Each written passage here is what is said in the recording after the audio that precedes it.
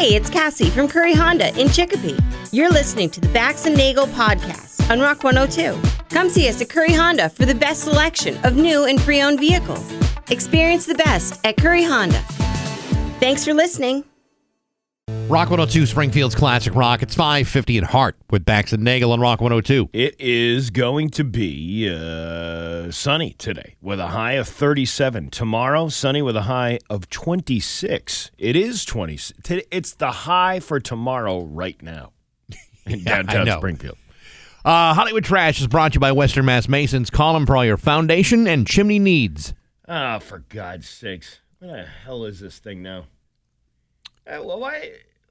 Is someone dinking around with your computer again? Well, yeah, because all the buttons are all mixed up now. Let me see. God, Hollywood Trash. Here we go. Where is Steve? Hollywood Trash. Yeah. I don't know. Do you have it over there? I do. All right, let's do it then. Okay. Somehow you still care about what's happening in Hollywood. So, from Tinseltown, 3,000 miles away, it's Steve Nagle's Hollywood Trash. The Super Bowl LX. What is it? What number is that? That would be... X is 10. L is what? 60. 60. Wow. 2026 pre-show lineup is generating buzz with the announcement of Charlie Puth singing the national anthem, Brandi Carlile performing America the Beautiful, and Coco Jones singing Lift Every Voice and Sing. Bad Bunny is set to headline the iconic halftime show, with American Sign Language performers Fred Beam, Julian Ortiz, and Silmar Rivera Cosme joining the lineup. Those guys are good. Well, they're the American Sign Language performers. You can't hear them. You only see them. Yeah, but I don't, as far as I know, to the best of my knowledge, they've never messed up the lyrics. Wouldn't it be funny to find out if he, whatever they were signing is not what he was saying or singing? Didn't that happen a while back, like around 9/11? Well, I think it was like there was like a sign language interpreter for like Rudy Giuliani in New York. Yeah, it was some. It was making it all up. You know, it was probably Rudy Giuliani. I don't remember who it was, but it was hilarious. Yeah. Bad Bunny, Puth, Charlie, and Jones will bring their unique voices to the world's biggest entertainment stage, setting the tone for a day that will captivate fans worldwide. I cannot wait. I'm sure that's true. This Brandi Carlile, she's still working after all these years with whatchamacallit. What's the song? Hold on. Which one? Belinda Carlisle. Isn't it the same lady? No. Our lips are sealed. No. We got the beat. No. Vacation. No. Mad About You. No. That is Belinda Carlisle from the Go-Go's. It's two different people. Totally different Carlisles. Okay.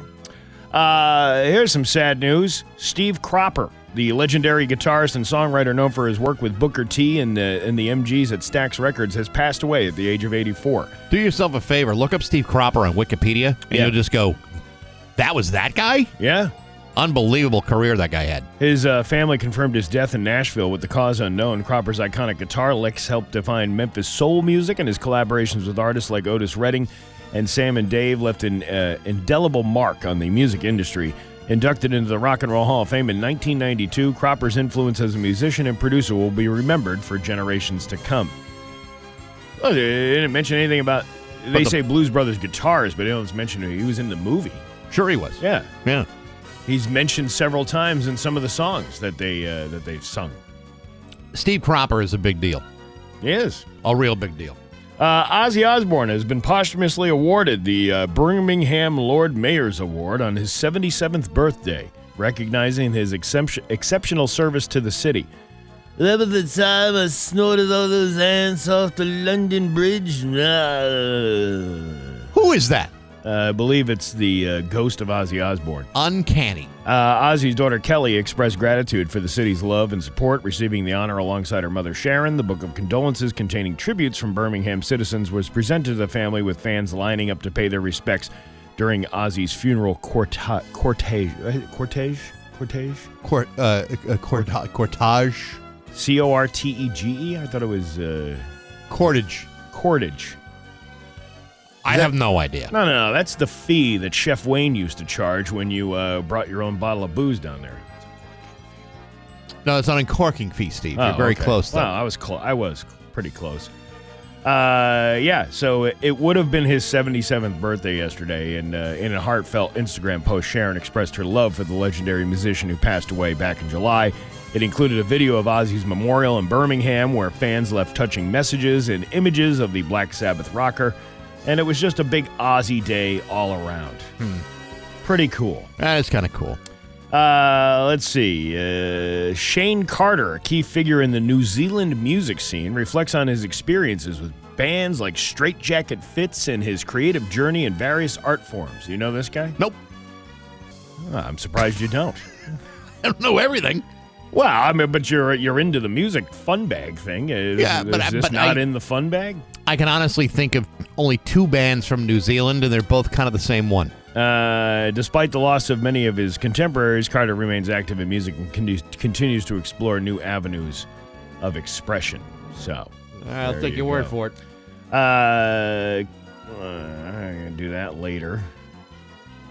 All these stupid political stories in the middle of Hollywood trash. Who needs it? We just, here we go. Actress Tara Reid has accused police of dismissing her claim that her drink was spiked at a hotel bar in Rosemont, Illinois.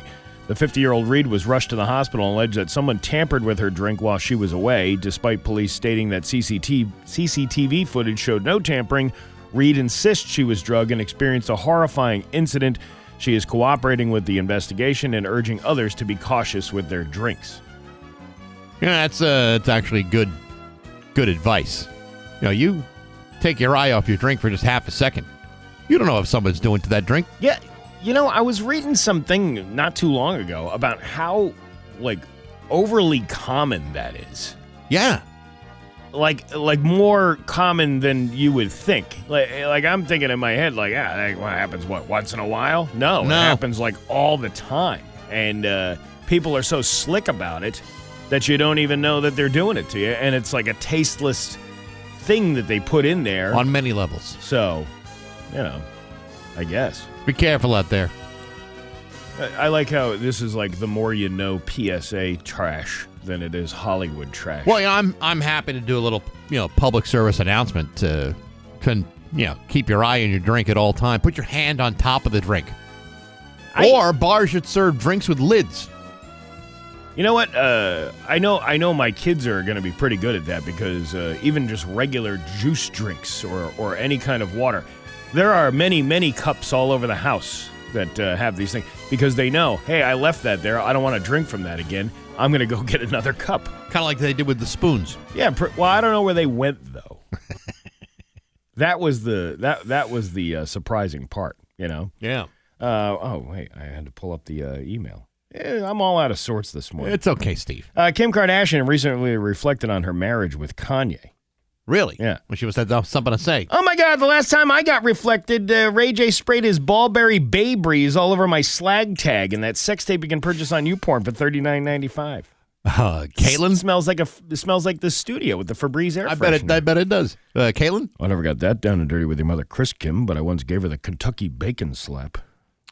You have to look that one. I'll have to look that up. I gave her carnal tunnel syndrome. Too many flicks on the wrist to the soul pole. What are you trying to say? What I'm trying to say is she bit the tip and choked on the Cuban cigar. Did you ever have a Cuban cigar? No, not a Cuban. Cuban, yes, but not Cuban. You be careful, you don't choke on that. And that. No wonder they're illegal. And that is your Hollywood trash on Rock 102. Detroit to play the Lions. Hey, good morning, sports fans. How the heck are you? Folks, as a Massachusetts Broadcast Hall of Famer, I must tell you that being marginally recognized by an institution loaded with far more deserving inductees is a real honor. How I got in, I will never know. All I can tell you is it's a vastly humbling experience, and the only way to go from here is right into the crapper.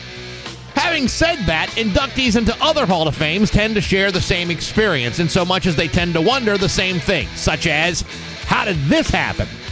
Yesterday, the Football Hall of Fame in Canton, Ohio announced the finalists for their 2026 enshrinement class, and among those on the final ballot include Patriots owner Robert Kraft and former Patriots head coach Bill Belichick. Sure, there are other people too, but I'm not really concerned about all those other people. far more concerned about whether the voting committee, with all their preconceived notions, biases, and resentments over things like Spygate, Deflategate, and all those Super Bowl championships, will get in the way of them making intelligent decisions. I personally hope they do get it right because it's quite an honor. Yesterday, Bill Belichick made the following statement, and I quote, "To be in this position is extremely humbling. I'm honored to be named the coaching finalist in the Pro Football Hall of Fame class of 2026. Thank you to the selection committee and the Pro Football Hall of Fame." The warmth, the humility, the draining of every human emotion that pours out of those words feels like a deluge of humanity. Frankly, it's stunning. Yes, it would be fantastic to see Robert Kraft and Bill Belichick get inducted on the very same day.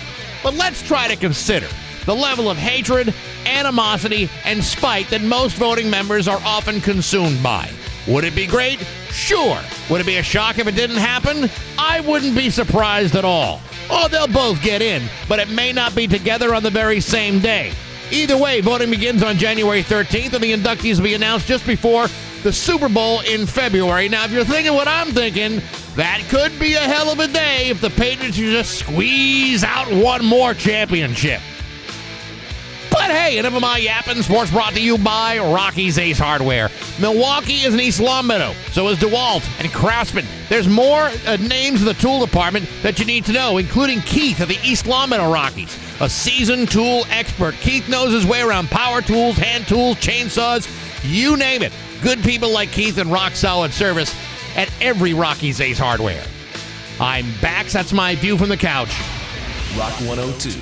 Springfield's Classic Rock. Springfield's Classic Rock at 6:13 and Ozzy with Bax and Nagle on Rock 102. It's going to be sunny with a high of 37. Tomorrow, sunny with a high of 26. It is 26 right now in downtown Springfield. Got Scott Zolak coming up after 8 o'clock. Also, Judy Matt from the Spirit of Springfield after around 8:45. It's also a Thunderbird Thursday, so it's going to wind up being a pretty busy show today. Yeah, very busy. Yeah. Did you get your Spotify crapped? Because that's what I call it.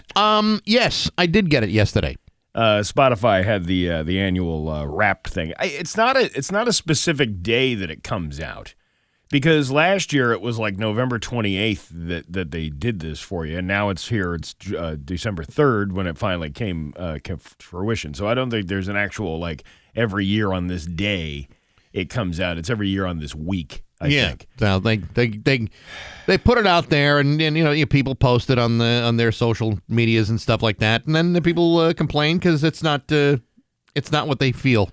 And I call it Spotify crapped because every time I get in the car with my kids, my daughter says, I gotta play some music, and I give her the phone because I can't do it while I'm driving. Sure. So it's left up to them what they want to hear, and it really throws me off because my top artist. Who do you think my top artist would be? Taylor Swift. She's number 2. Number 2. Number 1 is Megan Maroney. Really? Yeah.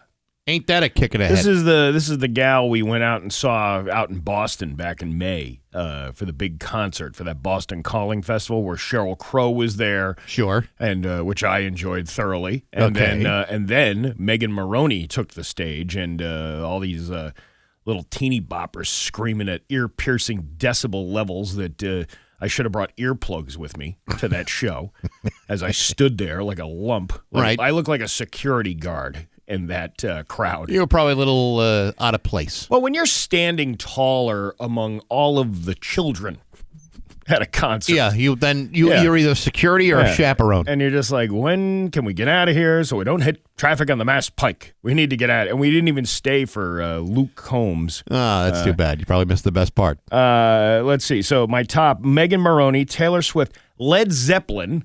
Really? Is number 3. I'll be damned. Morgan Wallen is number 4. Right. So I guess I listened to a little more Robert Plant than I did Morgan Wallen. And Sam Cooke rounds up to top 5. Huh.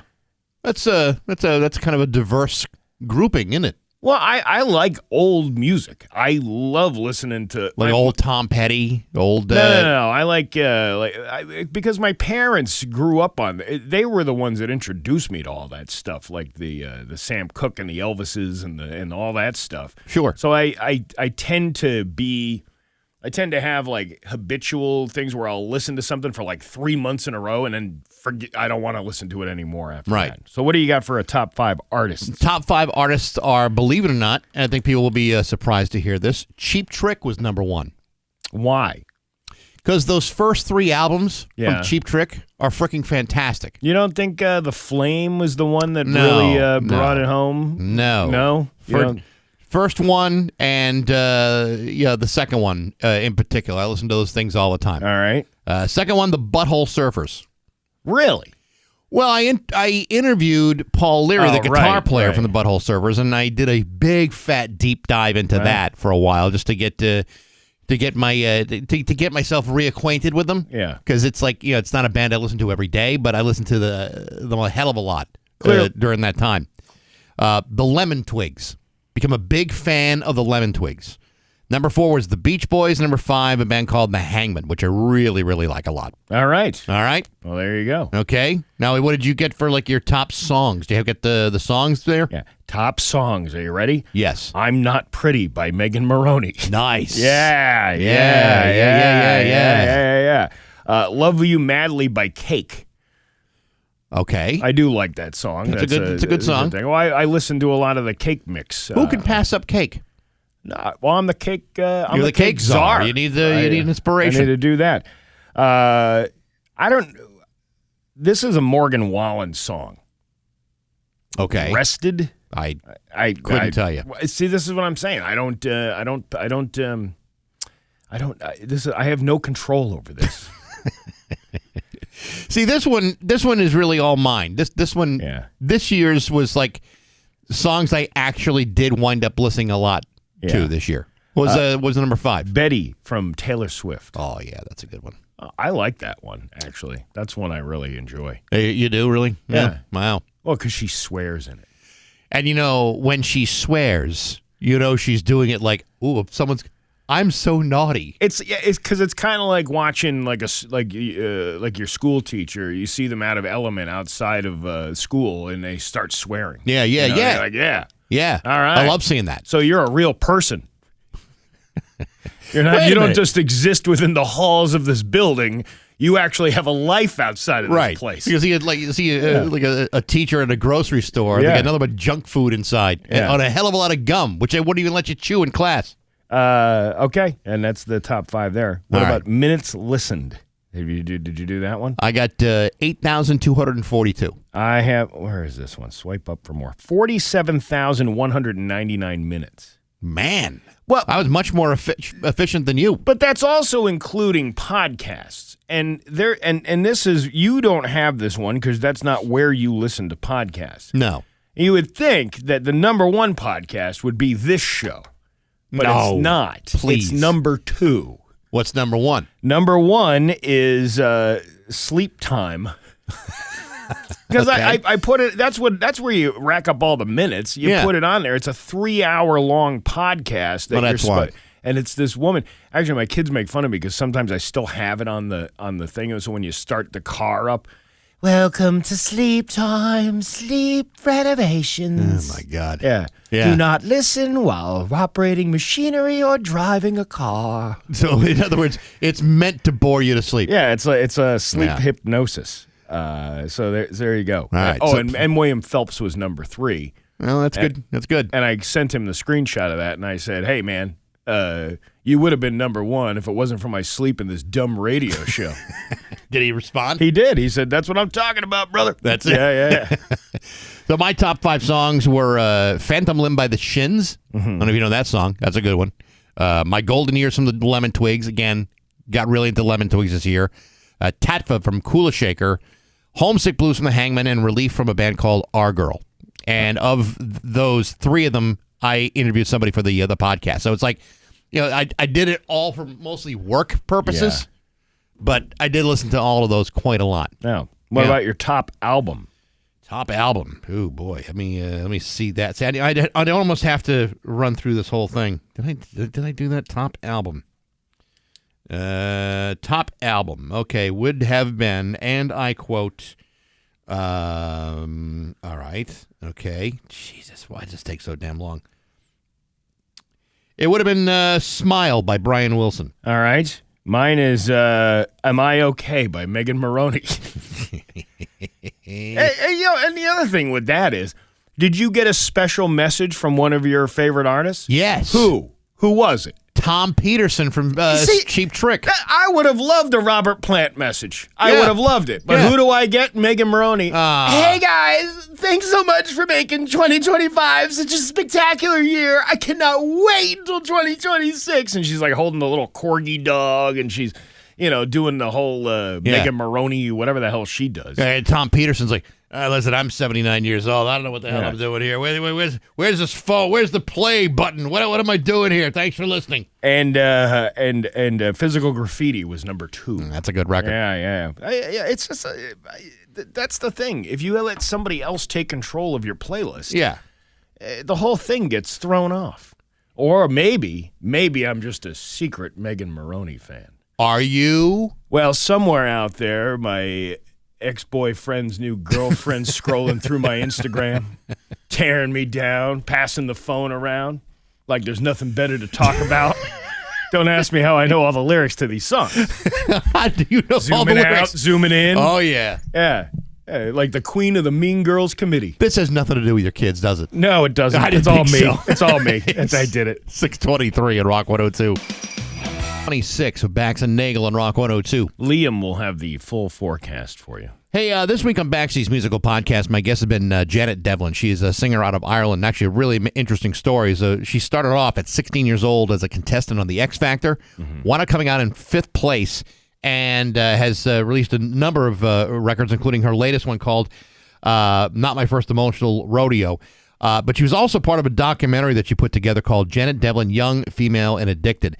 Her addiction story and mental health issues is a really amazing story, and you should check that out whenever you can. Next week, this is another really cool story. Derek Ogrodny, the owner of the record label Heavy Medication Records. This is a record label out of Poland, and he distributes American music all over the world, but he's also the guy that brought MTV to Poland, as well as other American television networks like Comedy Central and Nickelodeon. The story is actually amazing, and that's coming up on Monday on Apple Podcasts, SoundCloud, Spotify, the Rock 102 YouTube channel, rock102.com, as well as the app, all brought to you by Metro Chrysler, Dodge, Jeep, and Ram at Chicopee and Rock 102 Springfield's Classic Rock. All right. You ready to laugh? I'm ready. It's Bax and Nagle's Joke of the Day I'm funny how? I mean funny like I'm a clown, I amuse you, on Rock 102, I make you laugh. Springfield's Classic Rock. Yeah, that's some sad news. The man who invented autocorrect has passed away. That's a terrible story. May he roast and piss. Poor guy. I didn't see that quite coming. I knew nothing was coming. Neither I didn't did see he. that one coming. What about the voice texting guy? Oh, yeah, well, there's that, right. Yeah.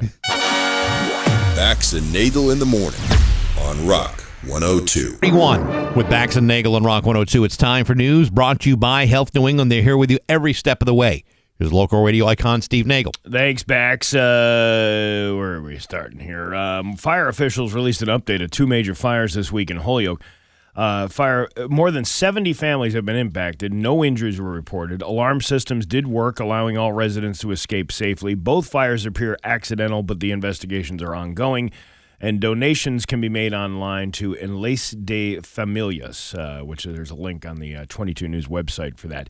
Fire officials said the building's alarm system worked as intended, allowing all residents to escape. Between working smoke detectors, people paying attention, we had no civilian injuries, no firefighter injuries, according to Captain David Rex.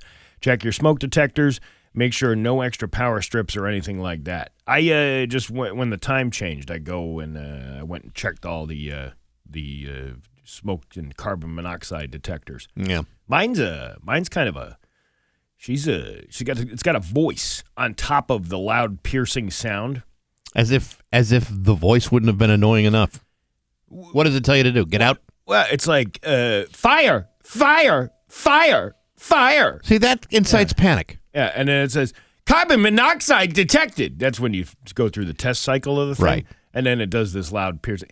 Very convenient that they put a woman's voice on that. It makes you want to run out. Right. On Tuesday, the fire at 733 High Street started between 8 and 9 a.m., quickly spreading from the second floor to the roof, which eventually collapsed. About 50 firefighters from multiple cities, including Chicopee, Westover, and Westfield, assisted. There were no reported injuries. However, 40 residents of 45 apartments are now without a home. The State Department of Fire Services spokesperson Jake Wark said that the preliminary investigation revealed that the fire started in a bedroom on the first floor where they found a power strip plugged into a multi-plug adapter.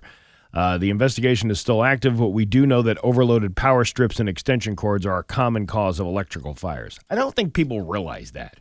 Just because it has enough holes in it doesn't mean that you can hook anything you want up to it. Well, you've seen this before where, like, on a power strip, someone will have another adapter where you can plug in 4 other things into one of the outlets on a power strip. That's taxing the power strip. It is, and it's also like it's a lack of understanding how much a 110 volt outlet can handle. Right. Like you can't just plug a microwave and your TV and your space heater into one outlet. You tell me. Well, the thing might trip on you, but there are certain situations where it doesn't trip. That's where it becomes overheated, and that's where you start having the electrical fires. But again, I'm not an electrician, but I know enough to say, hey, don't do that with the overloaded outlet. I keep thinking of that scene in A Christmas Story where Darren McGavin is like trying to plug in more things into the tree, and he's licking his fingers as he puts his hand on the next one, and it's sparking up. To me, that would be a red flag. That would be definitely a red flag. Sparks, plugs, drapes, window treatments, and fire do not usually work hand in hand. Well, and then you got the drunks who pee on electrical outlets. Yeah, you got to be careful with that too. Yeah, I've seen that happen before. Do you have a story to tell? Well, I saw the aftermath of what would happen when a drunk grown man goes into a garage at I don't know, probably 2:00 in the morning in a drunken stupor, and then urinates and then knocking the power. It happened to me when I was a kid. When I was like 4 years old, I remember peeing on the electrical outlet in my bedroom, and then knocking the entire power out of the house. Fast forward like 20 years later, well, probably less than that, because it was probably like 15 years later. My dad did the same thing, but he was under the influence. I at least had a kid excuse, being a kid excuse to do that. But he did it in the garage, luckily. I've never seen this happen, but in my hometown of Rehoboth, there were a lot of people that had cows, like domestic, cows, and a lot of the people had the electric fences around the cows where they would stay, and I had a friend who had a bunch of cows, and I remember his dad saying, "Whatever you do, don't touch, lick, or pee on the electric fence." And I thought, who would be stupid enough to do that? And apparently you'd be surprised how many people are, in fact, stupid enough to do that. Well, under the influence of any substance, that's like when people go cow tipping. You gotta be pretty hammered to want to take on an animal like that. Yeah, but it is hilarious when it happens. It really isn't, though. You're torturing the animal. He gets back up. He's fine. I don't think it's something that's easy to do. Well, I mean, there are techniques. Yeah. I mean, I'm not going to show you what some of them are. I've only seen it. I haven't really participated because, I have a fear of being trampled to death by livestock. Do you? Yeah, it's one of my big bugaboos. Being really? That's your fear that you'd be trampled by bulls? Trampled by livestock. Yeah. Also sex with old women and bear traps.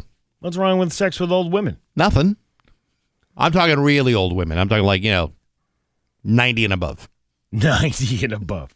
At least you said it. This is as far as I'm going to go with this. Well, when I first established that rule, it was 60 and above, and now that I'm facing 60, I've moved the goalpost a little bit. What are you, the reverse Leonardo DiCaprio? As soon as this bitch as soon as that bitch goes from 89 to 90, she's out the door. That's it. That's right. That's it. Yeah, get you and your dentures out of here, you old bag. A dramatic scene happened in East Longmeadow around 7 a.m. Wednesday morning. Was that when Marty Caproni walked in the studio yesterday? There was a lot of drama involved in that. When a car burst into flames in the middle of the road at the intersection of Pease and Prospect Streets. Fire officials said they arrived to the scene to find the car's engine compartment completely overtaken by fire. Western Mass News doesn't know if anyone was inside of the car at the time. Thankfully, nobody was hurt. Well, then how do you know if anybody was in the car or not? How do you say... Did you bother to ask anybody who was there at the time? How do you say we don't know if anybody was inside of the car at the time? Thankfully, no one was hurt. Clearly, someone would have been hurt in a fully engulfed vehicle. Or if somebody were hurt, you could make the assumption, hey, maybe these two things are connected. Perhaps. Western Mass News was told the car didn't look to be involved in an accident. It just burst. Spontaneous combustion. My God. No, it's not spontaneous combustion. Spontaneous vehicular combustion. It could happen to anybody. What a dumb story to even report on. Well, I mean, it's a serious story. Well, say like it's your car, but I mean, on the other hand, if it's a lack of information in the reporting, then what are we really doing here? We're just having fun. Kids Incorporated news. But even the kids on Kids Incorporated still didn't mess up as much as these folks do. No, that's true. The Westfield Police Department has confirmed that it utilizes license plate reader technology throughout the city. A post on the this is from the Westfield Community Forum on Facebook has sparked a debate among residents about the Westfield Police Department's use. The post has gained significant traction with hundreds of reactions and comments. This is news too. We're reporting on a forum, right? All right, listen. Anybody who spent any time on any of these town forums should know these are not really a reliable source of information. Well, I went to a very nice fundraiser the other night in Wilbraham, right? Right. And I was like, wow, these people are all coming together for a community event. I totally had you, my misconceptions of your people have only been displayed by the people of your Wilbraham Community Forum. I'm waiting for the people to start yelling, stop letting that dog poop on my lawn. But no, they were actual, they were non-knuckle-dragging Neanderthals. They were like people who stood up tall. Yeah, and did something for their community. And now I can see 22 News saying, working for you, we're out here in Wilbraham to find dogs are pooping in yards. Could this happen to you? We'll have film at 11. Some residents are concerned about secret surveillance, while others believe the devices may have legitimate purposes. 22 News contacted the Westfield Police on Wednesday, and Captain Eric Hall confirmed the use of automatic license plate reader, or ALPR, camera system. They were implemented throughout the city in March of 2024 to assist law enforcement operations.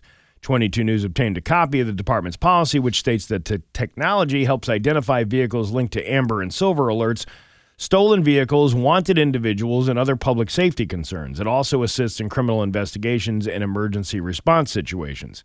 The department emphasized that ALPR use is strictly for legitimate law enforcement purposes and is subject to privacy safeguards. All data is treated as personally identifiable information shared only with authorized law enforcement agencies and retained according to the Massachusetts public records laws.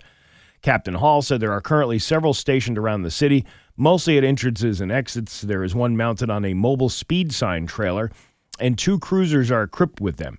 He said the readers have successfully aided the department in multiple situations. Only trained and authorized personnel have access to the ALPR systems. That stored data by the vendor is kept for no longer than 1 year. The policy also indicates that these systems cannot be used to infringe on First Amendment rights or for immigration enforcement. The license plate is part of the state system where you don't really have a right to privacy in that moment when it comes to state law when our law enforcement is involved. Because Well, I mean, you still need a warrant to enter into a house and stuff like that. no, but if you have an unregistered vehicle in your front yard, you can get a ticket for that because the vehicle has to be registered if you have a vehicle. I don't know. What kind of personal information are you getting from a license plate reader that is no different than a cop typing in the license plate number on his computer in his cruiser? It doesn't really seem to be some sort of secret surveillance as the tinfoil hats of the Westfield Community Forum so want you to believe. Steve. Like what other information are they going to get other than the registered owner of the vehicle and if the thing has an expired registration or not? Maybe there's some, I don't know, maybe there's some financial information, your last order on DoorDash. What are your favorite colors? Maybe your Spotify Wrapped is on there. Well, yeah. Who knows? Oh, look, here's Megan Maroney driving down the street here in the minivan. And it says here that your Spotify age is 71. But, of all the other, how many other companies, how many letters have you gotten from various companies that have said, oh, by the way, your information got leaked. Here's 2 years of LifeLock for you. Sorry, and that's right. And that's including your social security number and your private financial information, perhaps linked bank accounts to mortgage companies, things like that. Mm-hmm. Oh yeah. I don't really think the Westfield police are doing secret surveillance on people. Like it just doesn't seem like you don't think there's some sort of clandestine unit of the Westfield police, the deep state of Westfield. Yeah, right. I don't know. It could be. The Westfield police. They're watching everything we do. They're watching everything we do. Yeah, I'm being told there's no difference at all. There's no expectation of privacy, and the only information they get is the RMV information. But, all right, well. but you know what? Let's do a story on the in-depth workings of the talented people who contribute to the Westfield Community Forum. They're working for you. Are they, though? That's a watchdog. That is a watchdog operation over there. Your Pioneer Valley forecast today, sunny with a high of 37. Tomorrow, sunny with a high of 26. It's 25 right now in downtown Springfield. I'm Steve Nagle, and that's the news on Rock 102. Oh, yeah. Rock 102, Springfield's Classic Rock. It's 6:52, and the Eagles are Bax and Nagle on Rock 102. It is going to be sunny today with a high of 37. Tomorrow, sunny with a high of 26. It's 25 right now in downtown Springfield. You know what would make a great holiday gift? Fruitcake? Sweet and low? No. Those are outstanding Christmas gifts. Tickets to Bourbon Barbecue and Blues. That's coming up on Saturday, January 31st at the Log Cabin from 6 to 9. A night of great food, smooth drinks, and hot blues. If you have someone that you care about who loves bourbon, barbecue, and or blues, this is a perfect night. That's the way to go. Neil and the Vipers will be there to buy the tickets. You go to rock102.com. Bourbon Barbecue and Blues, January 31st at the Log Cabin. Brought to you by Dave Miner Exterior Home Improvements and Rock 102 Springfield's Classic Rock. Pretty sweet. I went to the Holyoke Mall yesterday. Voluntarily? No, my kid wanted to go. I don't know. Yeah, I know. Whatever. I do the obligatory dad thing and, take the kid and their friend to the mall so they can walk around and realize how expensive things are and can't buy anything. Welcome to the world, kid. Well, it's funny because you get the complaint like, hey, I can't believe how much this stuff costs. And I'm like, really? Welcome. Yeah. Welcome to my spending world. Imagine from my perspective, since you're the one who's going to ask me for money to buy stuff. Well, I mean, the kid's got a job. She got her own money. I'm not. It's not like asking me for money. It's just the realization of how expensive things are. Yes. And there's nothing really affordable out there. But I'm walking around the mall, and I just don't understand why there are so many broken escalators in that mall. And it's like the museum of broken escalators. You walk in one side where the Macy's is. Both of those are out completely. Inside the Macy's? No, or outside the Macy's. Okay. Now, from what I was told, that one of the tactics is stop the escalator so people have to go into the Macy's. Like you're trying to push people into the box stores. Maybe you see something in the way there. But unless you're going to Macy's specifically, that's the only reason why you're going to go in there. Maybe it's a good marketing tactic in a way, but it's also kind of annoying when you want to go up to the next level and don't want to have to walk through the entire department store of Macy's to get to the escalator. I can understand the tactic. Yeah. I can understand the theory behind it. But really, isn't it Macy's responsibility to bring people into Macy's? That's what I was thinking. I mean, that shouldn't be the mall's responsibility to say, hey, we know times are tough. We're going to dismantle our escalator to help your business. And then we will hurt our business to help your business. Yeah, well, that's a good marketing tactic that they got going. It's just a tactic. I'm not even sure it's a good one. Well, right. I should have left off the word good. So then the one in the middle of the mall, yes, the one where Sears used to be, and now it's like it's the bowling place, whatever that is. Yeah, right. Super happy fun time. Bowling or something. Right. And so that one only has a down escalator on it. So suppose I need to go up. Well, you can always walk to the other end of the mall where the JCPenney is. Boy. Both of those are working. Both of those are which is so JCPenney must be doing pretty good in business. I guess so, because they weren't they don't diverting anybody into the JCPenney. But it's just like, are escalators like so maintenance heavy that they're always shut down, or only one side is always working? I mean, I would just imagine that you should be able to repair something in a timely fashion. I don't know much about escalator repair. Yeah. I've never really dabbled in it. Well, it's an uplifting experience, Bax. That's what I hear. Yeah. Well, although I've also know people that have been let down by escalators. It's got its ups and downs. But my point is this: it would seem to me that there's got to be either a lack of escalator repairmen out there, or it's just an industry that's just going away. Like there's other ways of getting people from different floors, elevators, stairs, what have you. But it's kind of like it's like plugging a leak and then having another leak come out the other side. So you fix the one set of escalators. Yeah. But now there's the other two. Two of them are completely out, and the other one only has one working. You know the other thing about the mall that I noticed the last time I was there?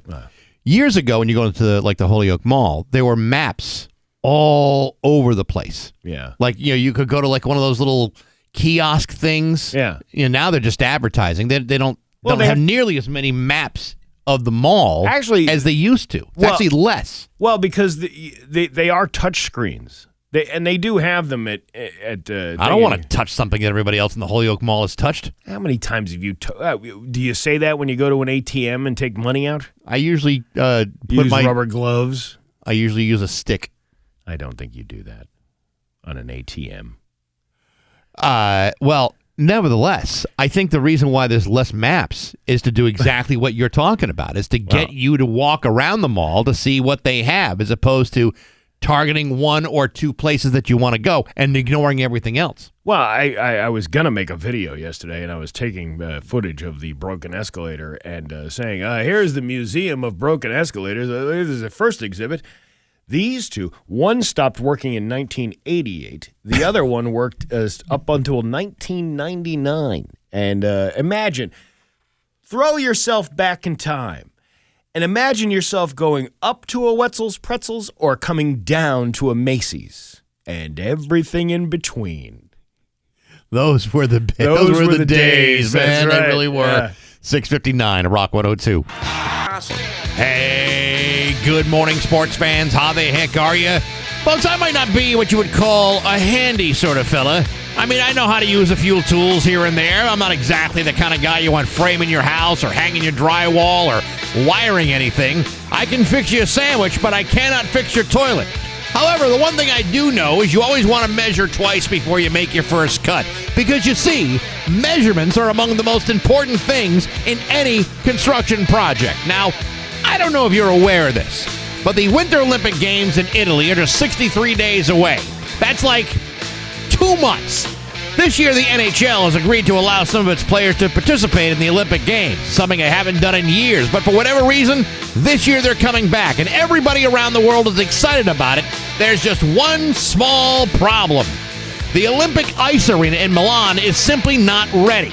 It's not only not ready, it might not be ready in 63 days, forcing some to consider delaying hockey competitions during the Olympics, which is a plan not sitting well with either the NHL or the Players Union. The problem is that for whatever reason, the construction team responsible for building the Olympic hockey arena failed to measure properly, and as a result, the ice surface was built approximately 3 feet too short. Now, I don't know about you, but unless this is the very first thing you've ever built in your life that didn't involve Legos or Lincoln Logs, being short by as much as 3 feet is a major discrepancy in the playing dimensions of international play. I mean, I can understand being off by a half inch, maybe 3/4 of an inch on a really bad day, but 3 feet? Who's building this thing? The same guys that try to recreate Stonehenge for Spinal Tap? Listen, I know a lot of guys who prefer to add a few inches when they measure stuff, but show me a guy that's taking valuable inches away, and you're looking at an idiot. And with just 63 days left to go, good luck trying to fix it. But hey, enough of my yapping. Sports brought to you by Rocky's Ace Hardware. Think ahead. A foot of snow, you and a shovel, or you and an Ego battery-powered snow thrower from Rocky's. Self-propelled, no smelly gas fumes. Rocky's is your winter storm headquarters before and after the storm. When you need stuff for the snow, you go to Rocky's Ace Hardware. I'm Bax. That's my view from the couch. Rock 102. Springfield's Classic Rock. It's 7:13 on the Rolling Stones of Bax and Nagle on Rock 102. It's going to be sunny with a high of 37. Tomorrow, sunny with a high of 26. It is 25 right now in downtown Springfield. Scott Zolak's going to be joining us after 8 o'clock, so will Judy Matt from the Spirit of Springfield. There's quite a bit of stuff going on. Plus, it's also a Thunderbird Thursday, your chance to win some nice stuff from the Thunderbirds for an upcoming game at the Mass Mutual Center. You just brought this to my attention here, this opinion piece in Mass Live from the President's Letter. How we use AI in the newsroom matters. I read this just the other day, going back in time, because it's a couple weeks old now. But, I'm finding that AI, for all of its, impressive uses, isn't really helping in certain areas. And we've noticed over the last couple of months that when Mass Live does a story that utilizes AI in some way, they credit AI as being used. I don't know if they're using it as a news source or what they're doing, but this opinion piece is about how they're using it and how they're going to let you know that they have replaced people with AI. Right. It's just you got to have the disclaimer that you're going to replace people. Yes. This is he's the Josh Macht. Josh Mack, the president of Mass Live Media. Yeah. What are you doing with AI? And then his answer is, this question feels like it's everywhere all the time. For me, I hear it almost immediately when I tell people that I run Mass Live. It comes winging at me typically in a barrage like this. How is it changing journalism? Are you worried? Can you trust it? Is it overhyped? And on and on. One thing I learned from the initial .com boom is that time moves faster than you think, but it also moves slower. In other words, these tools quickly become pervasive, but how we adapt to them involves a longer transition. And we've clearly, in the early days, that can be both exciting and disorienting. That's why it's helpful we have guardrails at the outset. At Advanced Local, Mass Live's parent company, these guiding principles come from our CEO, Caroline Harrison. The company operates 8 of the top 20 largest local news sites across the country. Our moves on this front are consequential for millions. To better understand our guidelines, it's useful to remember the context. Our mission at Mass Live is to strengthen and empower communities across Massachusetts by providing the news and information people need to be involved and informed citizens, which is why you put the announcement of a death of a radio guy behind a paywall. Yes, thank you very much in helping inform citizens, as long as they pay. He goes on to say, when I joined, our objective was to expand from the origins in Western Mass to cover the whole state. It was an ambitious plan to elevate our journalism beef up our sports coverage, and find our way towards a sustainable business model for serious news and information that serves local communities. A tall order for sure. And also, if you get enough dying people across the Commonwealth, you could take all that money from those obituaries that you charge $860 for. That's how you stay in business. I don't think the problem with AI is it's only as good as the information that it is given. And if you, the user, are typing in information, and I've used this example before, you know, they were encouraging us here to use it for commercial scripts and things like that. The problem is, by the time you input all the information about a local business that AI has no idea about, you might as well have written the commercial yourself, because we've been doing it long enough that we can do that. Well, not only that, but if you allow AI to write it for you, AI, unless it's given all the correct parameters, doesn't always get it right. So, for example, you not only have to input everything in, you have to read what it's given you, and then you have to go and correct what it's given you, because it may not necessarily serve the purpose that you're hoping for. And how many times have we seen the example of early AI? And I'm talking like autocorrect. Yep. That is technically an AI type of tool, because it's something that's reading the document and telling you that this word might be misspelled. But that doesn't always translate to what you're trying to say. Right. If you, it might take something out of context if it doesn't make sense to the reader. If your intention was to say one thing, but then it says, "Hey, this sentence doesn't sound right because it's not grammatically correct." But is it not grammatically correct because that's just the standard that the AI is going for, or is it not grammatically correct? Well, grammar is one thing. Yeah. You know, I mean, that, you know, sometimes, you know, grammatically speaking, things get a little goofed up. Yeah. I'm more concerned about the information that it's trying to explain, because there have been times when AI, if it can't get it explained in the parameters that are set, it sometimes makes stuff up. I like this one, though. For now, here are some of our guiding principles to help us navigate rapidly changing landscape. Accountability. We'll always have our editorial team involved with reviewing anything we post to ensure that it meets our journalistic standards of fairness, accuracy, and inclusivity. Oh, now you're going to start doing that. I was going to say, why now? Well, how many times have we seen misinformation being put out, or not enough information being put out? Is somebody really reading all of those stories that go through? Because it seems like they're just posted by the user, whoever wrote the story. And if you don't have that, because we live in an age where you got to get the information out as quickly as possible. Right. Well, I mean, the next part is about, you know, transparency. So you read that too. When AI is substantively whatever that word used to create a story. See, I wouldn't be good at. There's our artificial intelligence at work. Oh, listen, they're going to hire me at Mass Live. We're going to tell you. You'll know when you see it by the byline, Advanced Local Express Desk. The story will also include this information. The Advanced Local Express Desk uses AI tools to assist in producing content, which is reviewed and edited by staff.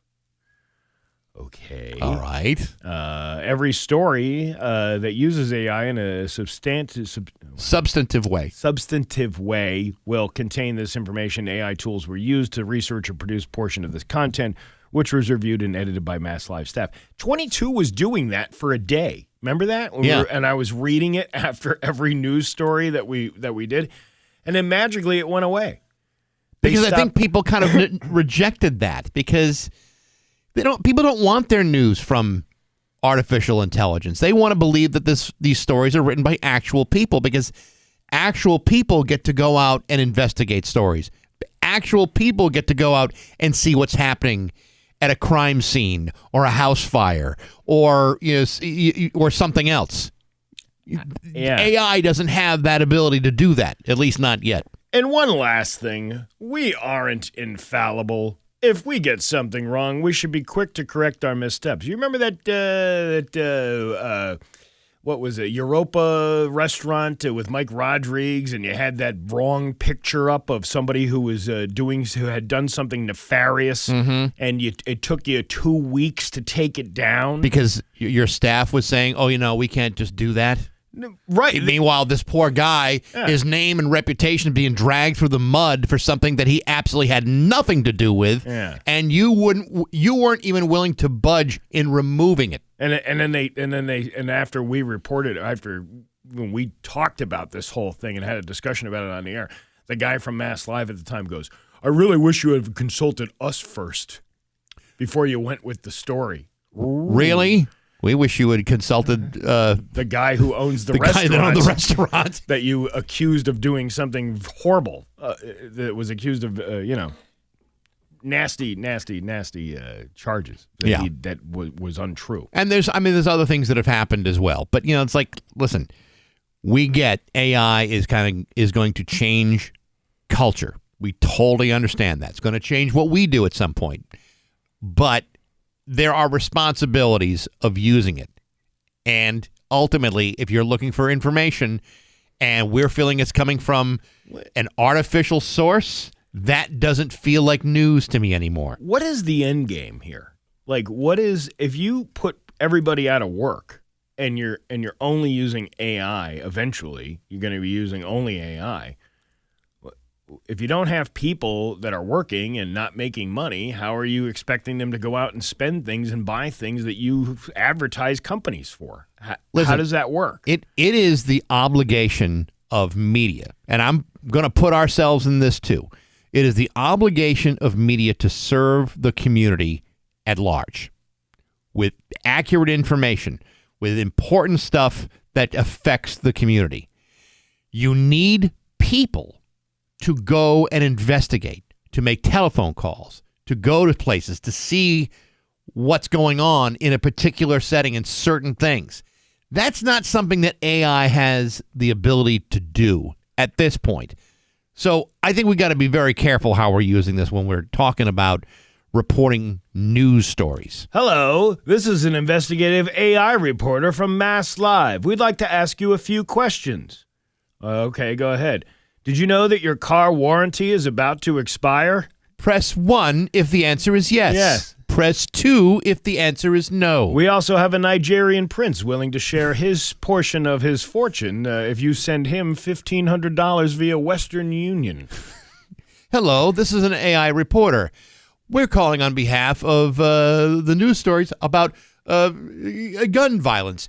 If someone was shot tonight, please press 1. If someone was not shot tonight, please press 2. If someone was taken to the hospital in a private vehicle, press 3. See what I mean? Yeah. You need human beings to do that kind of stuff. Yeah, exactly. And get it wrong. It's 7:25 in Rock 102. It's 7:28 with Bax and Nagle and Rock 102. Liam will have the full forecast for you, and we'll tell you all about how the Arctic blast is going to brush in through the area this afternoon. It's going to get down to 6 tonight. Which is a great reason why we've moved that comedy show 1 hour earlier, because the temperature doesn't drop that much until like after 10 o'clock. So keep warm, have your dinner, have your comedy, and be home by 9. And then, then you can snuggle in the bed, turn the heat up, and you'll be ready to go. Yeah, I don't like to joke about these kinds of things, but a 73-year-old man in Louisiana is accused of trying to buy a 10-month-old girl at an auction house. An auction house? Yeah, the Washington Parish Sheriff's Office arrested Howell Gene Penton, and he looks exactly like you think he would look of somebody trying to buy a 10-month-old at an auction house. Okay. They say he solicited a woman at the Angie auction house to purchase her infant daughter. Investigators conducted an undercover operation on Saturday and took Penton into custody without incident. The investigation remains ongoing and further details were not released. Anyone with information about the sale of minor children is asked to call the Washington Parish Sheriff's Office. Blah, blah, blah. What? This must be something he tried to set up online. This is the problem with no details of a story. Yeah. I don't think that, you're at a Sotheby's and the guy's going, okay, how much for this 10-month-old infant girl? I'm pretty sure they wouldn't be doing that. Right. I this is why accuracy, we just talked about this and why it's so important, because or even one of them like old farm barn. 300, 500. I mean, did they have paddles and a bidding war? What's going on with this story? This is my guess is. This is some kind of online thing where this man was harassing her or whatever and asking her to buy the baby because he's a sick bastard. But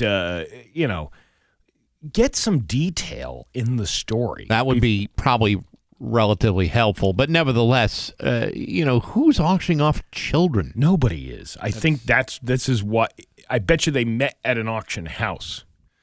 Good God, man, that's crazy. What was wasn't the Blues Brothers? How much for the little girl? Yeah, right. But see, that's a fictional story of fictional characters. But this kind of ties into our talk that we just had about AI. These are just attention-grabbing headlines.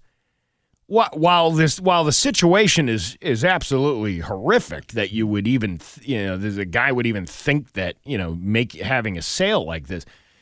AI probably wrote, man trying accused to buy a 10-month-old girl at an auction house. And then the guy puts in 5 words sitting behind the news desk and comes up with a half story that doesn't even give you the detail on what really happened. This is the problem with this AI thing.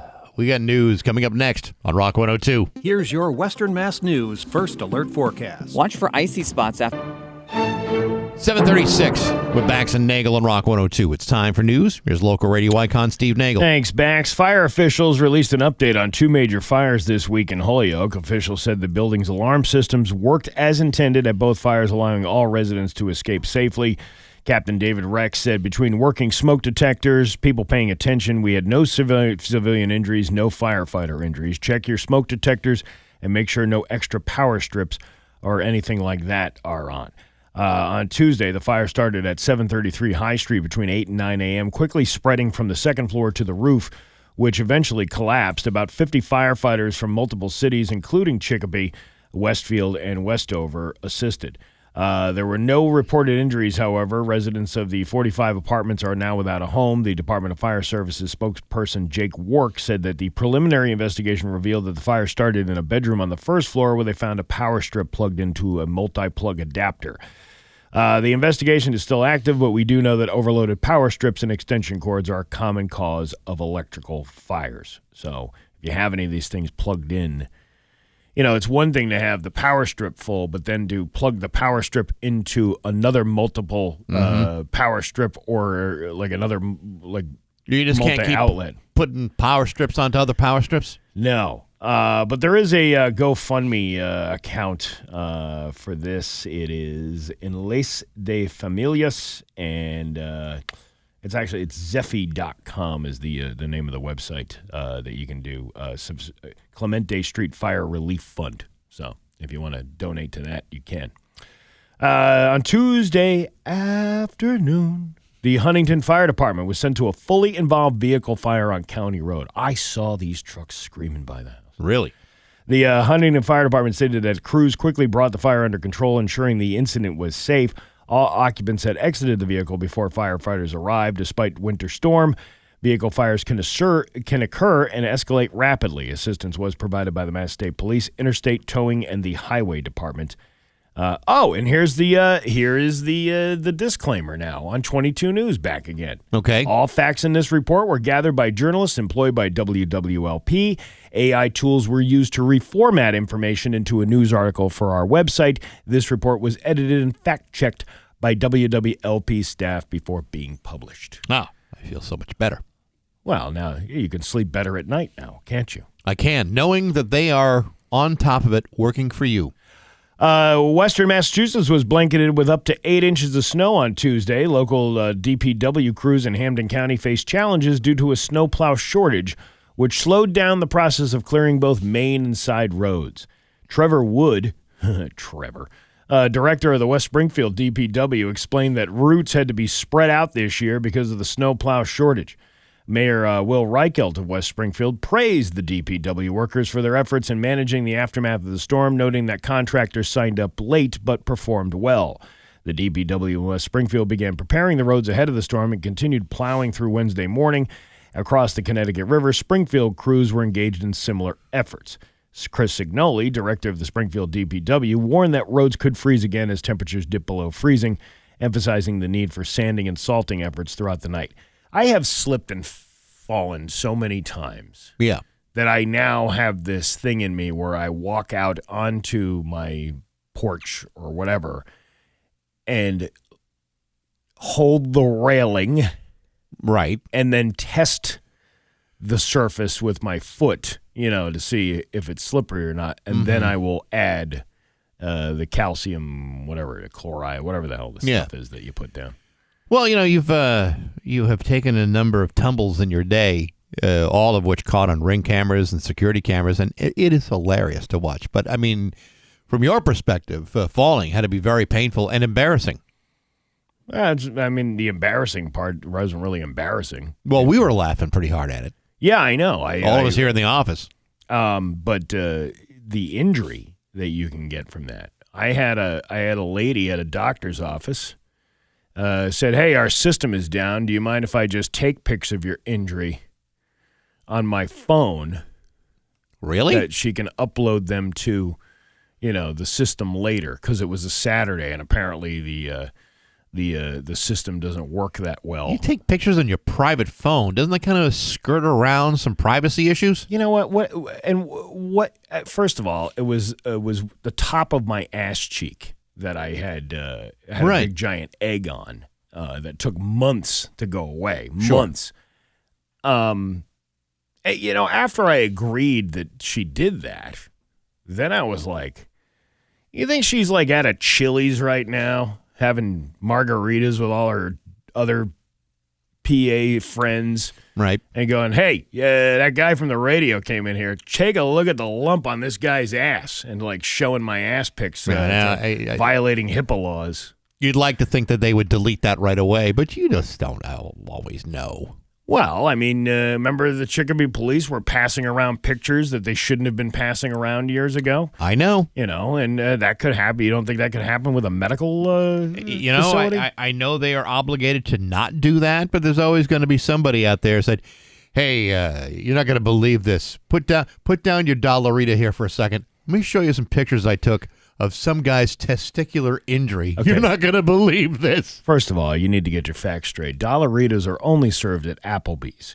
And that is a complete... And you know what? That's the behavior expected from somebody who's drinking Dollaritas at an Applebee's, is to show those pictures. I mischaracterized them by saying Chili's would be the choice of restaurant. Well, I would say a Dollarita night. I try to spread it out.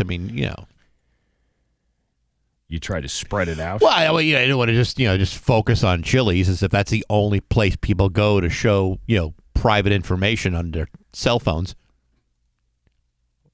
Is it? No, it's not. You can do it anywhere is what I'm trying to say.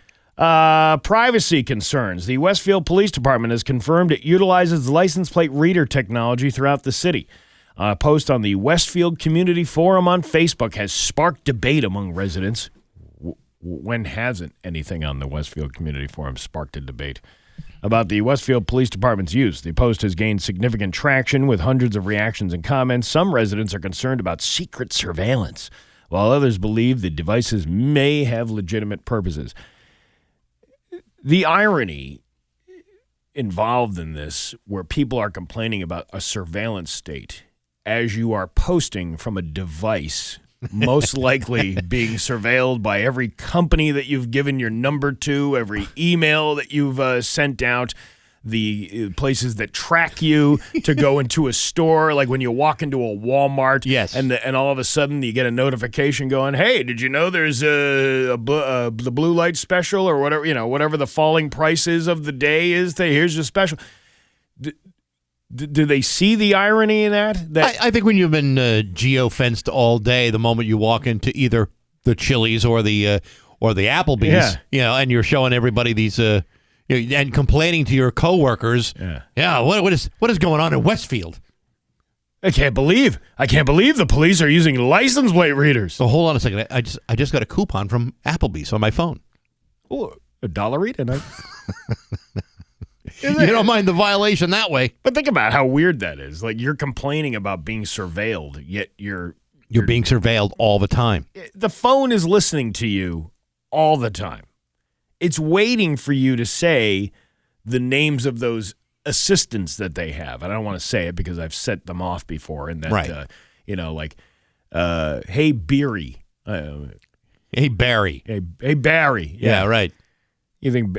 See, that would be if Barry Krieger was the voice of those AI assistants. I might be willing to use it more often. I would too. I'd almost pay for the premium service. Yeah, I'd be like, hey Barry, what's the deal with people using AI or the police using AI for surveillance state? Well, I don't know about that, Steve, but do you know how to make a good cream soda at the machine at MGM?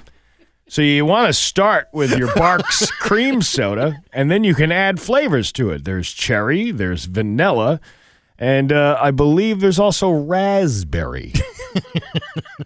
I prefer the vanilla to make it a little extra spicy. Yeah. Listen, I could trust that. And it's from a trusted voice. A trusted news source with journalistic integrity. Your Pioneer Valley forecast today is going to be sunny with a high of 37. Tomorrow, sunny with a high of 26. It is 26 right now in downtown Springfield. I'm Steve Nagle, and that's the news on Rock 102. Ah, yeah. 5,000. And after the storm. Hey, good morning, sports fans. How the heck are you? Folks, as a Massachusetts Broadcast Hall of Famer, I must tell you that being marginally recognized by an institution loaded with far more deserving inductees is a real honor. How I got there, I will never know. All I can tell you is that it is a vastly humbling experience, and the only way to go from here is right into the crapper. Having said that, inductees into other Hall of Fames tend to share the same experience in so much as they tend to wonder the same thing, such as, how the hell did this happen? Yesterday, the Football Hall of Fame in Canton, Ohio, announced the finalists for their 2026 enshrinement class, and among those on the final ballot include Patriots owner Robert Kraft and former Patriots head coach Bill Belichick. Sure, there are other people too, but I'm not really concerned about any of those other people. As far as I'm concerned, I'm more concerned about whether the voting committee, with all their preconceived notions, biases, and resentments over things like Spygate, Deflategate, and all of those Super Bowl championships, whether that'll get in the way of them making intelligent decisions. I certainly hope it doesn't, because it's quite an honor. Yesterday, Bill Belichick made the following statement when he said, quote, to be in this position is extremely humbling. I'm honored to be named the coaching finalist for the Pro Football Hall of Fame class of 2026. Thank you to the selection committee and to the Pro Football Hall of Fame. Man, the warmth, the humility, the draining of every human emotion that pours out of those words like a deluge of humanity. Frankly, it's stunning. Yes, it would be fantastic to see Robert Kraft and Bill Belichick get inducted on the very same day, but let's try to consider the level of hatred, animosity, and spite that most voting members are often consumed by. Would it be great? Sure. Would it be a shock if it didn't happen? I wouldn't be surprised at all. Oh, sure, they'll both get in eventually, but it may not be together at the very same time. Either way, voting begins on January 13th, and the inductees will be announced just before the Super Bowl in February. Now, if you're thinking what I'm thinking, that could be a hell of a day if the Patriots just squeeze out one more championship on the very same day everything gets announced. But hey, enough of my yapping. Sports brought to you by Rocky's Ace Hardware. Milwaukee is in East Longmeadow, so is DeWalt and Craftsman. There's one more name in the tool department at the East Longmeadow Rockies you need to know. Keith, a seasoned tool expert. Keith knows power tools, hand tools, chainsaws, all of it. Good people like Keith and rock solid service at every Rocky's Ace Hardware. I'm Bax. That's my view from the couch. Rock 102. Rock 102, Springfield's Classic Rock. It's 8:12 and Journey with Bax and Nagle on Rock 102. Let me give you the forecast. Oh, wait, I wish I could. I don't have any internet. It is going to be sunny and cold today, though. Yeah, wicked cold, especially tonight, low of 6. That should be fun. It's Flavin in downtown Springfield. As you just heard Steve say, about an hour ago, we were, bitching and complaining about, artificial intelligence, and then within 45 minutes, all of a sudden, we have no internet. So I don't know if this is an AI-driven outage or what this is, but we have no internet, and because our phone system is an internet-based system, no Scott Zolak, brought to you by Window World of Western Mass. And if you were trying to call for the Thunderbirds prize pack, that will be rescheduled to another time because we can't even access the system to put a name in, nor can you call here and make a phone call to the... This would be a shame on Open Line Friday. This would be a tragedy if we were doing an Open Line Thursday. But since everything we had planned has now gone into the proverbial crapper, we will now improvise our way for the next 7 to 10 minutes. Hang on a second. I'm taking T-shirt orders here.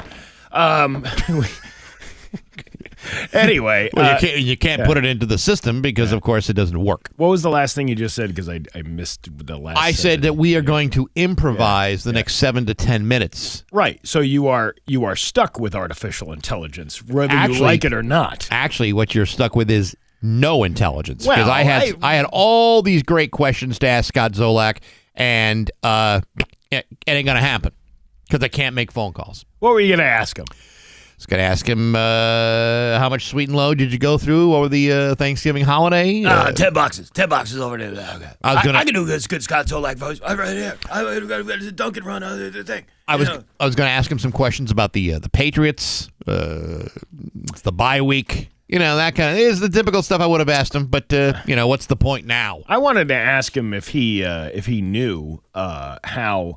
I saw a TikTok video of a duck at Gillette Stadium. Some guy had like a pet duck with him in the stands. And the question on the TikTok video was, how the hell did somebody get into Gillette Stadium with a duck? Like a comfort duck? It must be. Maybe it's a comfort duck. You're not allowed to bring comfort animals into a game. Are you? Well, I mean, if you're blind and you bring like a seeing eye dog, it's a service dog. So yeah, but basically, a comfort animal is a service animal. But is a comfort animal allowed at a sporting event? Like, are you allowed to bring your little corgi? Because it makes you feel good. Well, I mean, if it's a matter of seeing the game or being too consumed with anxiety, then you bring the animal with you. You bring that corgi. That corgi may not get a great seat and may have to sit in your lap, but if it offers you just a moment of comfort and satisfaction, who's going to say no? I guess. I mean, it just was odd. But again, here we are with a TikTok video with no other explanation, no context, just a 10-second video of some dope with a duck that had like a Patriots shirt on, which was weird. How'd you get the shirt on with the wings? Well, I mean, you can manipulate. I don't think it was an actual shirt. I think it was like kind of, wrapped around his neck and then didn't paint the Patriots logo on the duck's chest. Well, you got to support the team. You do. And the duck should too. Yeah, so I'm not really sure how the person got into Gillette Stadium. And this is why we talked to Scott Zolak. We want the hard-hitting answers of the Patriots. Why was somebody allowed with a duck inside that stadium? If you've ever listened to the 2.5, 3 hours of post-game wrap-up, you do wonder, well, once they're done talking about football, what next? I've listened to the post-game wrap-ups before. Yes. If you listen closely, you can hear a slurring of speech by some of those people who are on there as if they had consumed copious amounts of alcohol throughout the game and then decided, we're going to go on the air and just do this. Well, I don't know if that's exactly what they do, Steve. I know of no instance where anybody has ever gotten drunk at a football game before. Yes, but usually the professionals are the ones that are not supposed to be drinking during the game. That's why Scott Zolak loads up on coffee and Sweet and Low. He may get loaded after the game. Oh, well, that's his own business, what he does after the game. But sure. if you're on a professional broadcast, we're not supposed to be high or drunk while we're broadcasting. Isn't that like a federal rule? I don't know. Unless you're under the guise of like a police officer. It's a company rule. I mean, we couldn't get loaded here on the show, which is really a shame because it would make the show go so much faster. But nevertheless, we're not allowed to do that. I don't know if it's a federal law, but company wise, you look in your handbook, that's grounds for termination. Remember, we had to have a policy put in that we weren't allowed to consume alcohol because of one guy that was making the scene, and he no longer works here. I know. So I know that was you're taking abuse to another level. You remember many years ago? Here's a little story. Let me peel the curtain back and give you some inside information. Many years ago, we had an employee who no longer works here, hasn't worked here in decades. So it's okay for me to talk about this situation. And I will name no names because I don't want to be indiscreet. Uh-huh. Anyway, this gentleman was fired from his position by smoking marijuana cigarettes in the station devil's van. lettuce? Yeah, What? That's right, in the station van. And of course, everyone's going, well, how did that happen? So we had a meeting to discuss how marijuana cigarettes, the devil's lettuce, is not to be consumed within station property or vehicles. Pretty good policy, if you ask me. That's the way it should be. This is a place of business, a place of employment. We should refrain from all those things. But then it was said in this meeting by the boss, let's get back out there and remember why we got into this business in the first place. To do copious amounts of drugs and go to concerts? Well, that was exactly why I started bursting out into laughter, because that guy got fired for the exact same reason I got into this business. Right. To smoke dope in the station van and go out and have fun. I mean, I hear the war stories from the older folks, the older gentlemen and ladies that have been in this business where you'd come downstairs and on the turntables, and when they had turntables in here, they'd have to blow the weed off the turntable because they were rolling joints over the turntable before they started playing Inagata Davida. Because that's a song you'd have to play for 17 minutes if you wanted to, space out for a while.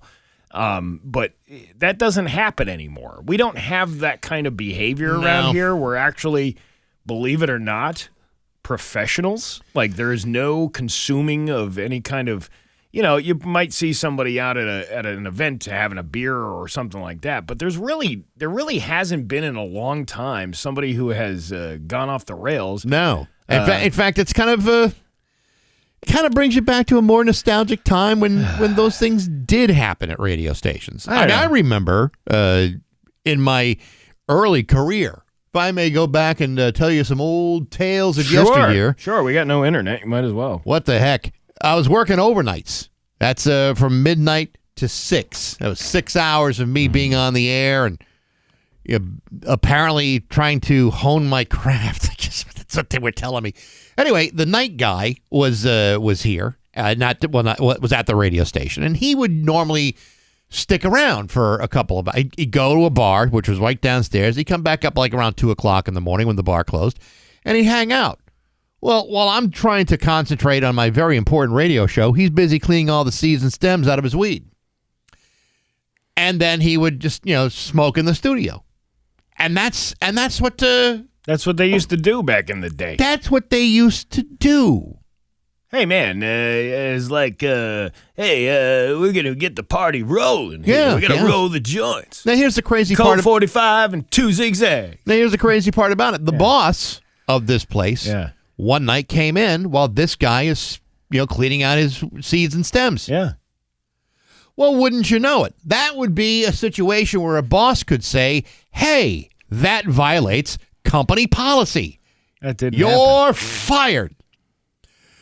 Well, that's not what happened. In fact, the boss took out his papers of zigzags, and together they smoked dope all night long while I did my show. Oh, well, there you go. See? That's what old-timey radio used to be all about. That's the old radio we know and love. That's right, because you had to come down from being out in the bars for 6 hours doing lines of blow in a bathroom with 6 other guys. I think there was only one time where I was under the influence on the air, and it was at the other radio station because we had done the Valentine's Day ball at the Sheraton. And then my shift was from midnight to 6 a.m., the Saturday night into Sunday morning type of deal.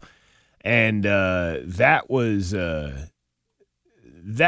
not enjoyable because I didn't bring any more liquor with me. I just had the liquor that I consumed, had gone back to the radio station. And then by the end of your shift, you got a hangover and a huge headache. It wasn't even the end of the shift. It was like 3 hours into it. It starts wearing off, and then you're walking around with a headache. You're looking for Advil, and it's all been taken away from by the old guys that had the joint issues and all that stuff. And it wasn't something that I would recommend anybody doing. It's a terrible way to work. And that was the best air check I ever had, though.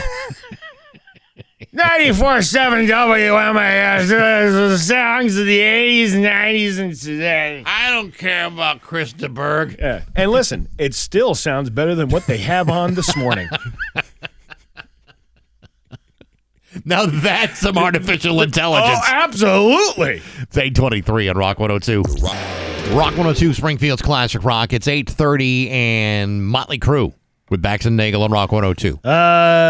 Sunny with a high of something today, 34, I guess, today, 26 tomorrow. Yeah, Liam have all that stuff for you. He'll describe the whole thing for you. We are without internet. And that's why we didn't have Scott Zolak today, brought to you by Window World of Western Mass. So there you go. Well, Window World's a great place, by the way. Of course. If you're looking for windows, siding doors, and whatnot. Not only a window to look out into your yard, but a window to look into your soul. That's what they sell over at Window World. I'm pretty sure. I don't know if that's in my copy here, but you might be right about that. Yeah. Well, I'm just going by my own experience. Oh, well, then there you go. They know the kind of customer you are, what you need for your window needs. The Window World. Right. It's a window world. The world. The whole windows. world of windows. You can look it out. You can look in. It's a whole world of windows. Yeah, I know what you're talking about. Oh, my God, look at the time. We have news next on Rock 102. 8:35 with Bax and Nagle on Rock 102. It's time for news brought to you by Gary Rome Hyundai. Technicians get up to a $5,000 sign-on bonus right now. Learn more at GaryRomeHyundai.com/family. Here's local radio icon Steve Nagle. Thanks, Bax. All right, so here's the deal. I have one news story that I did not close out from last hour, so I can talk about that.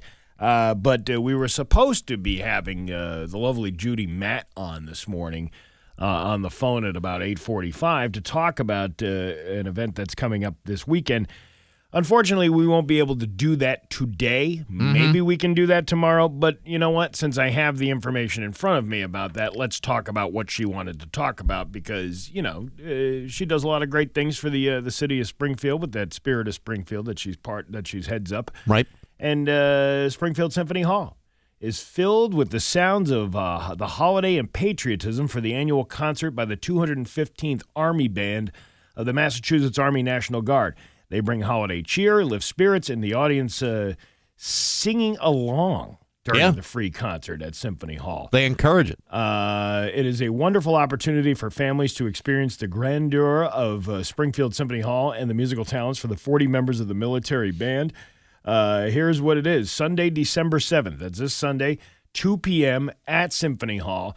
The admission is free with a ticket. You can go to the Spirit of Springfield website and get those tickets for that, or call them down there, and you can get information on that. They have all kinds of musical selections down there. It's a good afternoon to go out with the family and do a holiday sing along with a great the Army National Guard band. To be quite honest with you, that's a hell of a band. It is, and it's actually a fantastic show. If you haven't been down there, you do it. You owe it to yourself to go down. It's a great time. Okay, that's all we got. All right. Well, what else is going on in the news in the world, Steve? The Westfield Police Department has confirmed that it utilizes license plate reader technology throughout the city. Somebody is zapping my tinfoil hat. This is One of the worst conspiracies I've ever heard in my life. A post on the ever so reliable Westfield Community Forum on Facebook has sparked a debate among residents about the Westfield Police Department's use. The post has gained significant traction with hundreds of reactions and comments. Some residents are concerned about secret surveillance, while others believe the devices may have legitimate purposes. 22 News contacted the Westfield Police Department on Wednesday, and Captain Eric Hall confirmed the use of the automatic license plate reader camera system. They were implemented throughout the city in March of 2024 to assist in law enforcement operations. 22 News obtained a copy of the department's policy, which states the technology helps identify vehicles linked to amber and silver alerts, stolen vehicles, wanted individuals, and other public safety concerns. It also assists in criminal investigations in emergency response situations. The department emphasizes that the technology use is strictly for legitimate law enforcement purposes and is subject to privacy safeguards. All data is treated as personally identifiable information shared only with authorized law enforcement agencies and retained according to the Massachusetts public record laws. You know, Steve, I don't know about you, but I'm trying to imagine, some of the great journalists in history. Walter Cronkite, Edward R. Murrow, Irving R. Levine, John Chancellor, whether they would have gone to the Westfield Town Forums online to find news stories. Well, I believe that was a source of information for those folks. Yeah, but you see, if you go on any of those forums, a lot of times what you will see are people who are bugging out about, what was that noise I just heard at 7:54? Where was that blasting coming from? I got shortchanged on my order at the McDonald's. Does anybody know if, I don't know, if Denny's is still doing curbside pickup? Denny's closed like 3 years ago. What about anybody else doing curbside pickup? Captain Hall said there are currently several stationed around the city, mostly at entrances and exits. There is one mounted on a mobile speed sign trailer, and 2 cruisers are equipped with them. He said the readers have successfully aided the department in multiple situations. This is not new. This is not anything to be overly concerned about. License plate reader technology has been around for quite some time. Yeah. And it's no different than the police officer themselves putting in a license plate number of a car that passes by. If our local news sources are trolling town forums online, looking to find people in fits of outrage, there'd be no time to do legitimate news stories, because that's what those forums are there for. Yeah. For people to flip the hell out. The Wilbraham Town Forum says that the noise levels at Festa are annoying and make it hard to sleep at night. We'll get some answers. I don't think that's how that works. You don't think so? No. You don't think that that's how they troll looking for news? Well, as I pointed out last hour, the irony of people complaining that there's a secret surveillance state as you write those words from a device that is constantly surveilling you in a much more personal way than, it happens with like TikTok videos and stuff. If you and I start talking about something, oh yeah, all of a sudden, coincidentally, those TikTok feed will start showing you videos of what we were talking about. Facebook ads. I've told you, I've done that old lady joke so many times that my Facebook feed is filled with meet 70-plus singles in your area today.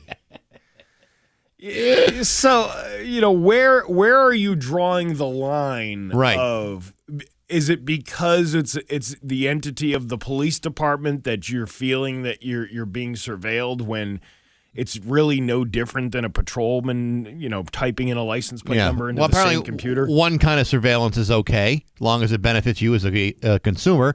And the other kind of surveillance is not okay if it means you can get ticketed for something. Listen, you are on camera everywhere. Everywhere you go, yeah. You're being taped. You're being watched. You're being I believe it was the great. Who was the one that sang?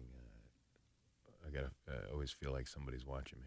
Oh, that would be Rockwell. Rockwell. Even Yes. the great Rockwell said that he felt that somebody was watching him, and he was absolutely right. Well, and that was before all that technology made it possible. Imagine how Rockwell would feel today.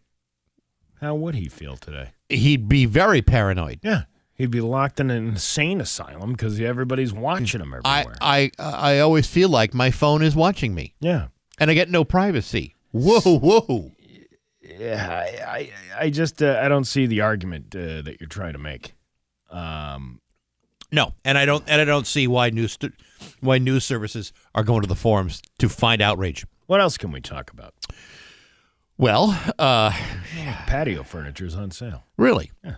How'd you find that with no internet connection? Oh, the newspaper. Yeah, well, that would be. I'll tell you what, that would be something. Oh, but internet's back. What? My internet is back. It's back. It's back. Guess who's back? Back again. Ned is back. Tell a friend. Ned is back. Ned is back. Ned is back. Wow. Well, this is exciting stuff. Well, now that we're done with the newscast, your Pioneer Valley forecast today is going to be sunny with a high of 37. Tomorrow, sunny with a high of 26. It is 26 right now in downtown Springfield. I'm Steve Nagle, and that's the news on Rock 102. Oh, yeah. To Springfield's Classic Rock, it's 8:49, and the Police with Bax and Nagle on Rock 102. We're going to be putting on the bright nights is what we're going to be doing, not the red light. That's right. On the phone, we're talking about a great event coming up this Sunday. Is Judy Matt from the Spirit of Springfield. Good morning, Judy. How you doing? I'm doing great. Thanks for letting me come on the show. Oh, of course, anytime. So you got the free concert, the free holiday concert coming to Symphony Hall this Sunday. Tell us more about it. We did talk about this a little bit because we didn't know if you were going to come on or not. But tell us more about this.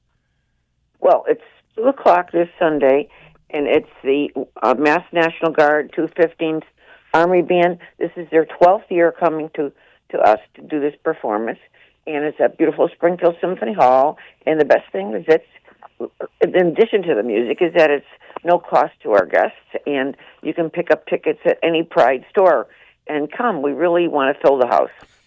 Now we've been to this before, and we've talked about how amazing it is. First of all, the Army Band is fantastic, and this always gets a really pretty good crowd on a Sunday afternoon. This is really quite a big deal. Yeah, we hope we'll probably have 1,200 people, but it's very nice, and people really appreciate it, and the musicians appreciate them, and it's a very patriotic. But they have all different breakout groups: a fife and drum group, they do a New Orleans group, and then they have the concert band that plays the traditional favorites that you would like, and then of course there's lots of holiday music in there, and we have a video in the background for some of it, and you folks were at the Bright Nights Ball, and we had 2 videos that we showed. Yeah. And we're going to show those videos beforehand. And Halassi Kuhn, remember Colonel Halassi Kuhn? Yes. Space Commander Barnes. He's going to open the show for us, and it's going to be like one of his last official things because he, as of actually Saturday, he's no longer the base commander. So we're happy that he's joining us, and people do like him, and the people that come have a great time at this concert. Now, when you're no longer the base commander, I would imagine those first couple days you go hog wild. I know I would. I was there, you saw the video we did on him. I was there for his last flight, and I'm going to tell you, couldn't have been more emotional. Yeah. He flew 3,000 flights in that airplane, and it was very touching for him. He's just a great guy. He's going to eventually go to the headquarters where he will. He's going to American Airlines as a pilot, of course, and then he's going to come back within a certain period of time to the National Guard in their headquarters. So it's we're happy not to lose him. That's for darn sure. Yeah. But we really want people to come to this because it's such a great concert and it's no charge. So bring your friends, family, little kids that don't often get a chance to go into Symphony Hall. We welcome everyone. I noticed it did say on the website that you needed a ticket. How does one go about getting a ticket for the performance? The tickets are at every Pride station, And you can also pick them up at the Visitor Center downtown or 1350 Main, our building. But if you do not have a ticket, come anyway. Because the people with tickets go in first, and then you go in, and there's plenty of room. There's 2,600 seats in there, so there's plenty of room. And it's, but we just try to get a gauge, on the numbers. But Pride has been a great partner with us, and they have them at all the Pride stations in Connecticut and in Massachusetts. So go pick one up, and we really hope to see you there because we do this for the community. And I must say, Mercy Medical Center has been our host for 12 years. They've been the sponsor for 12 years, and we're grateful for that. You could make a whole day out of it, too. You could go to the show, 2 o'clock. It's going to be going on for a while. Then you could, head over to Forest Park, go to Bright Nights, enjoy the entire Christmas thing, the whole thing in one night. And get it done. Yeah, we'll get it done in one day. Just wipe it out, get it done. We had our public safety night last night, and we had probably 900 cars come in with firefighters, police officers, a lot of military, and it was great because we have buses come in and they wonder what's going on with the flashing lights or something, and we always board the buses, and then once the mayor says a few words, the police commissioner, the fire commissioner, the base commanders, and they love it. They really love it, when they see us. This is Judy Matt from the Spirit of Springfield on the phone. The last couple of years, I'll tell you, 2 years ago, we had friends of ours from Vermont come in to see Bright Nights for the very first time. They wanted Red Rose Pizza. They wanted to go to Bright Nights. Mm-hmm. They had never seen anything like this. And I think when you've been in Springfield, for most of your life for the last 30 years, you might take it for granted a little bit. But if you're from out of town and you see this for the very first time, they were absolutely dumbfounded by how beautiful it was. And again, in Vermont, you're lucky to see one light bulb in a 50-mile radius. But honestly, they were absolutely mesmerized by it. And I think that's one of the great things about the Spirit of Springfield and about Bright Nights is the city really does light up, legitimately light up when this event takes place. It's a beautiful thing, and we got a new tree this year we put in, and it's 50 foot tall, and it's animated to music. It's in that gift shop area, by the zoo. Yeah. And the people are just awestruck by it when they see this thing go off. It's just it's technology at its best, and it is just so beautiful. I had an influencer come in last week. I have one coming in from out of the country tonight to go through because in that case the Convention Bureau arranged for it, and the other one was another group that came in because we're doing this We Love Springfield promotion. And when these people see it, it's just like that. I'm not trying to be boastful, but they wow, because it's 3 miles. 3 miles in continuous lights. A lot of work. Hats off to Bill and the guys that put it up. Which, by the way, Judy, if I could make a suggestion for a future display, could we have a Mayor Dom with a giant fist smashing down upon a dirt bike rider, and then the dirt bike just falling into pieces I think that would be probably the best thing to add to a Bright Nights display. It's already a great display to begin with, but that would really put it over the top. Yeah, that's the frosting on the cake. What about you guys? What about Rock 102? I would love a Bax and Nagle light display. Yeah, made with all dim bulbs. Why not? Why not? Yeah, you can't even see it through the trees. Oh, no. Well, we have the Thunderbirds, and that's great. And then we have that MGM, and I think you'd be great right next to them. Or in front of them, of course. Of course. But, but it's, we get such a kick out of the fact when people come through and see it for the first time. We really do, because the word awesome is overused, but this really is, And, Matt Garrity, who is our sponsor at the ball from Lawrence Bank, he ran the road race Monday, and he has never been through Bright Nights. This was going to be his first time. So I said, do me a favor, would you send me a note when you get back? Because to go through Bright Nights the first time running is going to be awesome, and he and his wife loved it, so it was great. Now, instead of water that you hand the runners running through, are you throwing them hot chocolate as they're driving by, and instead of oranges at the end, you get marshmallows and cookies? No, we give them a cheeseburger chowder soup. Oh, that's good. That's fun to run with. Cornbread. Cornbread. Whoa, how do you run with a cup of hot corn chowder in your hand? The same way as you run with hot chocolate in your hand. I once got a hot chocolate from the gift shop, and my kids spilled it all over the back seat of the car. And that was a how you do that with the thing? The holiday. That was a nice memory, is what I meant. Oh, yeah. Your whole car covered with hot chocolate, yeah. Last a lifetime. I think of Judy Matt every time I remember the bill I had for the cleaning. Yeah. I appreciate that. You're welcome. The holiday concert, Springfield Symphony Hall, happens this Sunday at 2 o'clock. It's going to be a great event. If you've never seen the Army Band, do yourself a favor. They're absolutely fantastic. Judy, for the Spirit of Springfield, thanks so much for joining us. We'll talk to you soon. Thanks so much, guys. You bet. Bye-bye. It's 8:59 with Bax and Nagle on Rock 102. It's back.